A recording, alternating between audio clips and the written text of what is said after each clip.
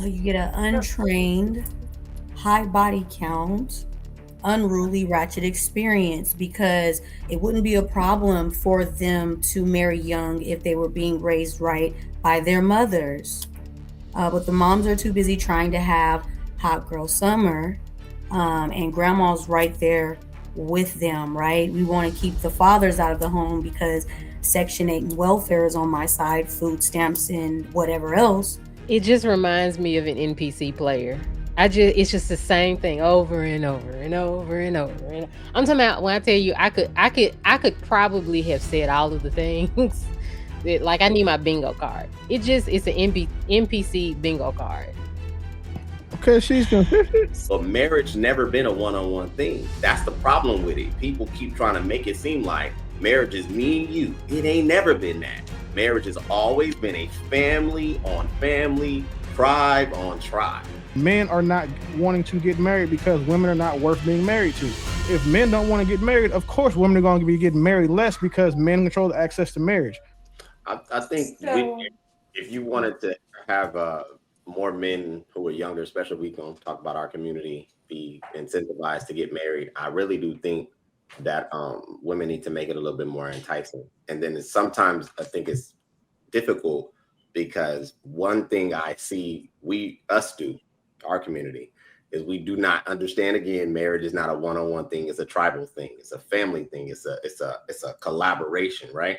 What do 22, 23, 25-year-old men in our community get by marrying a woman who probably 75% of the time is going to come from a single parent household, got fragmented family members? What does he get besides you? And the reality is, even if he does get you, are you really in the mindset? Because then there's almost a duality.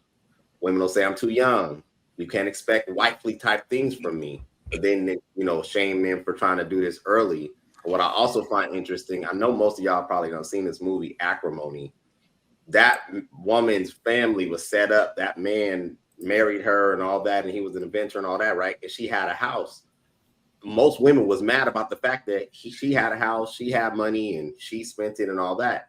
If that was to actually occur, which it doesn't typically occur, I already know that a lot of women would stand firm on the fact that, again, there's this viewpoint from us that we have to come ready-made already, especially if you're talking about young people.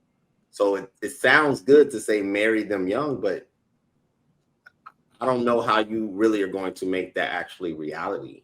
What do Black men get by marrying the women of the community? Because you don't get a expanded family. You don't get a virgin woman. What do you really get?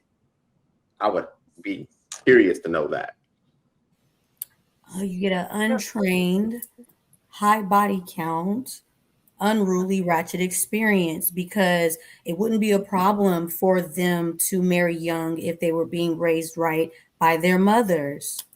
But the moms are too busy trying to have hot girl summer, and grandma's right there with them, right? We want to keep the fathers out of the home because Section 8 and welfare is on my side, food stamps and whatever else. So that's why we don't train them correctly. And I do mean train them. We should be molding them as mothers for marriage. And we should have a father there to make sure that the person they end up with means them well and not trying to use or abuse their bodies. But these mothers don't understand duty, responsibility. And I'm talking about even if you guys are not under the same roof, excuse me. And for anybody that's going to say the father's not there or anything of that nature, it's the women that's making sure he's not there. Well, I don't want to beat up on them too much, but I'm asking an honest question because I have asked this question before. If we're going to be in reality, not fantasy, what does it look like from being a young lady? Because I've never been a young lady. And you're thinking about marrying a young man. What are you offering him truly? Because love is cute. It would be chastity and recipes, obedience, the ability to be led, the ability to know when to speak and when to be quiet, to understand how important pleasing him sexually is, especially if you do not want to share. To understand that if you're in school, you're going to school and college not only for a career per se, but to teach the knowledge down to the children, not to now compete with him in the household and feel like you are above him now. Do you think that's realistic, Bo? I see you making faces. I It just reminds me of an NPC player. It's just the same thing over and over and over and over. And I'm talking about when I tell you I could probably have said all of the things that, like, I need my bingo card. It's an NPC bingo card. Okay, she's consistent. So I wanted to say something after her. Like she, I Go mean, ahead. she's consistent. So I mean, ain't like her points ever change. But listen, you know what gives me credence to believe that everything she's saying is accurate? The hyena bitches in the chat are bothered by it. So I know she's saying something right.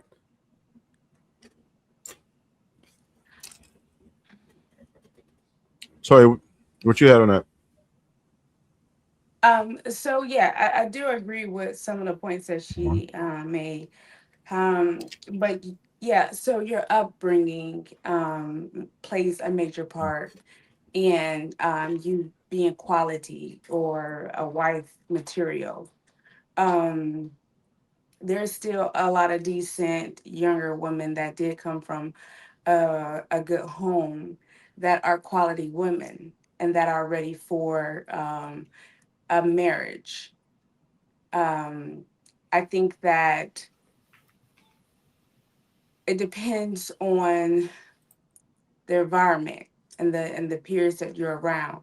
Some men are in their 20s and they just want to be free and explore and have a good time. They're not thinking about family and settling down. There's some women that are the same because they're not entertaining themselves. So obviously there's women as well that's in their 20s that just want to have fun and mingle and not thinking about, responsibilities and families and settling down as well. But there is a group of people that are like that, that are brought up that way. And I think that you should find your kindness. I mean, just find, those that are looking for the same thing that you are. I was I was still a V when I got with my, ex-husband and married at 21. So it's not that it's not, a possible thing. It's just that you have to find the woman that it may not look like what you're looking for. She's not going to be in a club. She's not going to be, out at the big parties and stuff like that. She's probably going to be somewhere at home studying. You're going to find her at school, whatever the case may be. He was my high school sweetheart, so at school. But yeah, you just gotta, find what you're looking for. But to the lady that was talking in the video, she seemed like she was just having a good time. She was one of those, not actually looking to be a wife at a younger age. Now that she's, matured and now this is something that she's looking forward to. But yeah, that's a lot of people's case. I would say I, that. Oh, go ahead, T.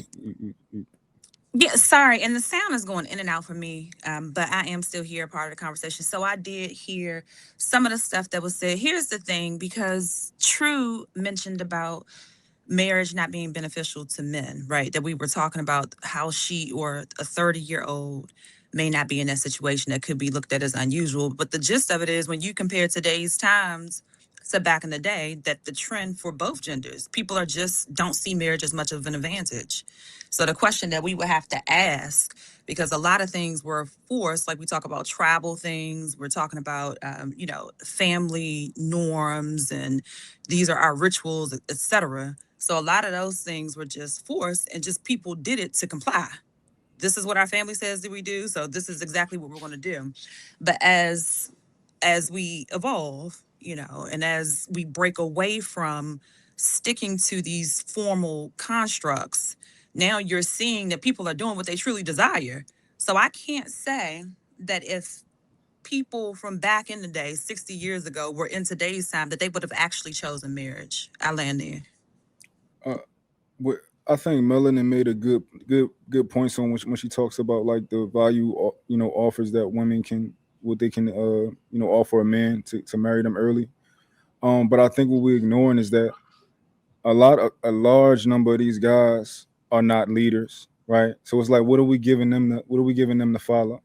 We telling these guys who a lot of them are stupid, right? A lot of them just not intelligent. You're not smarter than the girl that you about to lead. On top of that, like, you have no discipline, like I get it, right? We want the women to offer more, and I think that they absolutely should, but like, we're trying to give them to these subpar men, and that's the part that I push back on. The problem with that, Mark, is that these women are choosing these subpar men. So if the man is stupid, she's dumber for choosing them.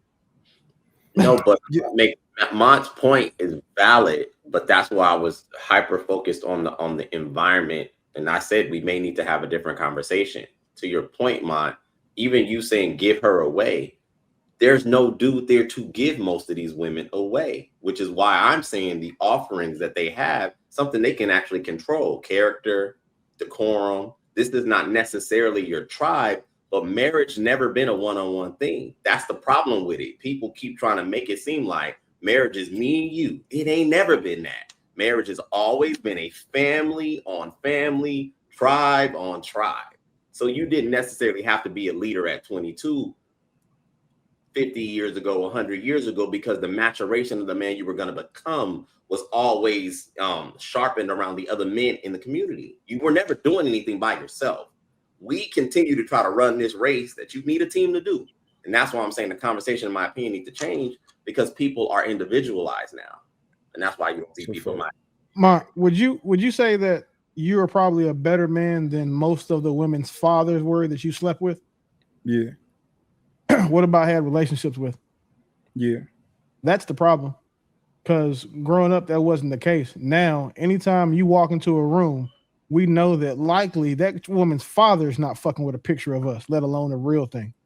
And now I'm taking his daughter from, he's not even somebody that I have to aspire to or give that level of respect, because you her pops, but at the end of the day, you not fucking with me, you not as established as I am, you're not doing whatever, right?